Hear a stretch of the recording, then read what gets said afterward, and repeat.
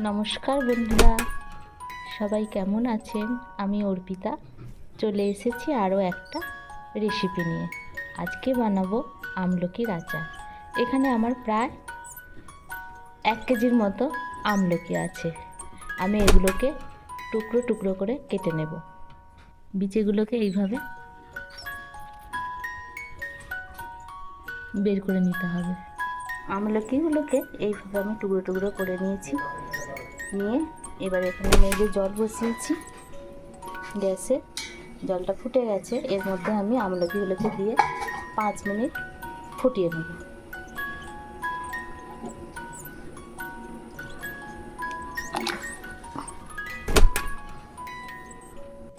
এই যে সব আমলকিগুলোকে দিয়ে দিয়েছি, দিয়ে আমি এখানে ঢাকাটা দিয়ে দিলাম, দিয়ে 5 থেকে 7 মিনিট আমি এটা ফুটিয়ে নেব।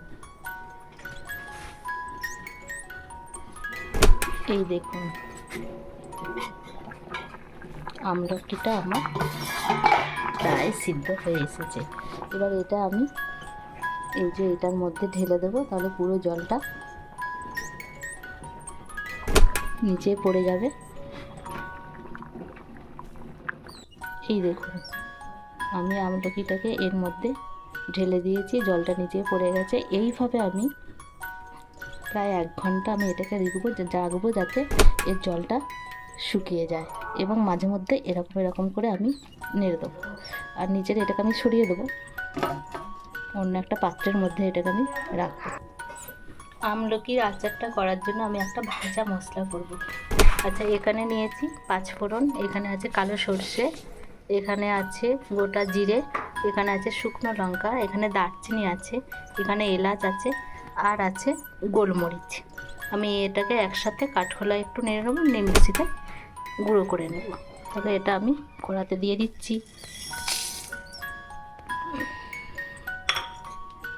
এই যে মশলাটা ভাজা হয়ে গেছে, এরপর আমি এটা মিক্সিতে গুঁড়ো করে নেব। আমলকি আচারটা বানানোর জন্য এই যে আমলকিগুলোকে সিদ্ধ করে একদম জল ঝরিয়ে শুকনো করে নিয়েছি। প্রায় 1.5 ঘন্টা পর আমি আবার আচারটা বানাচ্ছি এগুলো সিদ্ধ করার পরে। আর এখানে ফোড়নে নিয়েছি শুকনো লঙ্কা, 2টো এলাচ আর 5 ফোড়ন। এখানে নিয়েছি সামান্য একটু বিট নুন। এখানে প্রায় আমার 1 কেজির মতো আমলকি ছিল, তার জন্য আমি নিয়েছি প্রায় 450 গ্রাম চিনি। এটা চিনিটাকে গুঁড়ো করে নিয়েছি। আর এখানে আছে নুন পরিমাণ মতো। আর এই যে আমি খুব সামান্য একটু হিং নিয়েছি, হিংটা আমি তেলের মধ্যে দিয়ে দেবো। আচ্ছা, এখানে আমি তেল গরম করতে দিয়েছি, তেলটা গরম হয়ে গেছে। এখন আমি এই 5 ফোড়নটা এর মধ্যে দিয়ে দেবো।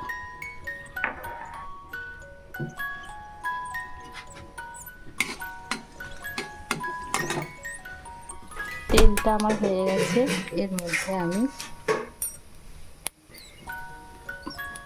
হিংটা দিয়ে দিলাম।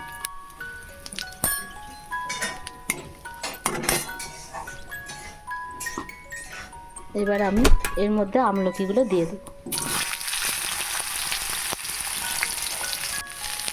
আমলকিগুলো একটু হালকা করে ভেজে নিচ্ছি, নিয়ে এর মধ্যে আমি একটু হলুদ দেবো।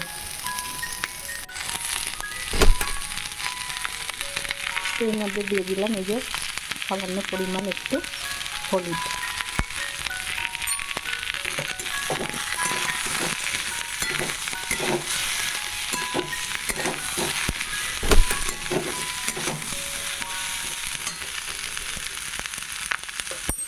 এবারে এই যে নুনটা আমি দিয়ে দেবো।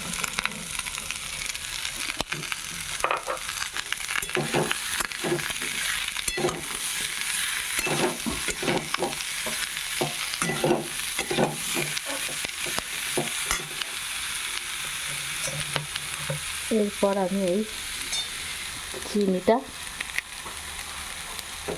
দিয়ে দেবো।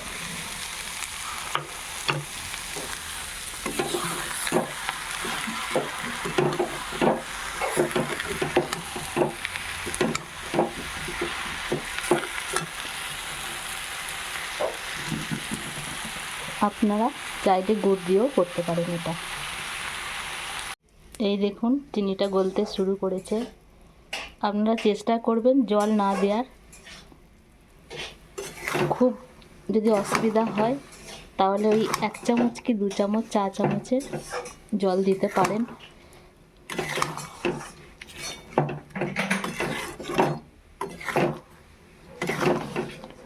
আচ্ছা, এখানে চিনিটা আমার গলতে আরম্ভ করেছে। আমি এর মধ্যে একটু ভাজা মশলাটা দিয়ে দেবো, অল্প পরিমাণ দেবো, আবার পরে আচারটা হয়ে গেলে তখন একটু ছড়িয়ে দেবো।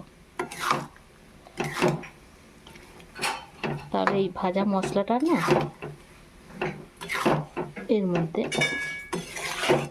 ঢুকে যাবে।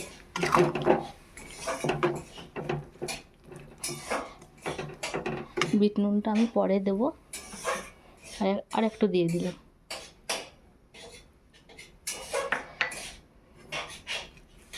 যেটা বাটিতে ছিল পুরোটাই দিয়ে দিলাম।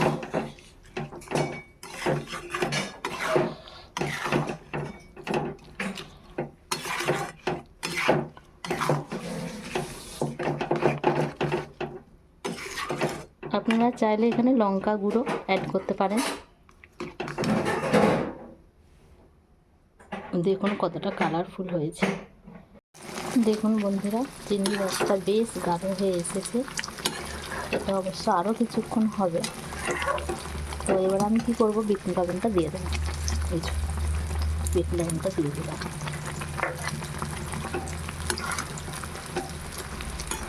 এটা সামান্য একটু রস নামাতে হবে, কারণ দিন 7-8 দিন এটাকে রোদ খাওয়াতে হবে। তাহলে কী হবে, তখন এটা রসটা টেনে যাবে।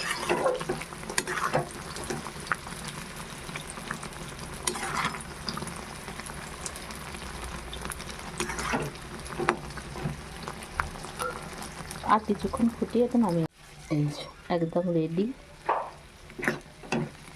আমি একটু বাটির মধ্যে নিয়ে দেখাচ্ছি।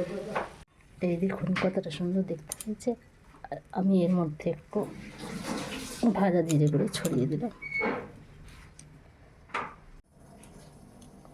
দেখুন বন্ধুরা কতটা সুন্দর দেখতে হয়েছে। আর এই যে এখানেও পুরোটা ঢেলে দিয়েছি।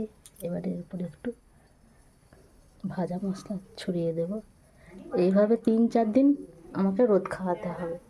রোদ খাওয়ালে এটা পুরোটা, এই যে রসটা আছে এটা টেনে নেবে। তাহলে হয়ে যাবে আমার আমলকির আচার। সবাই ভালো থাকবেন।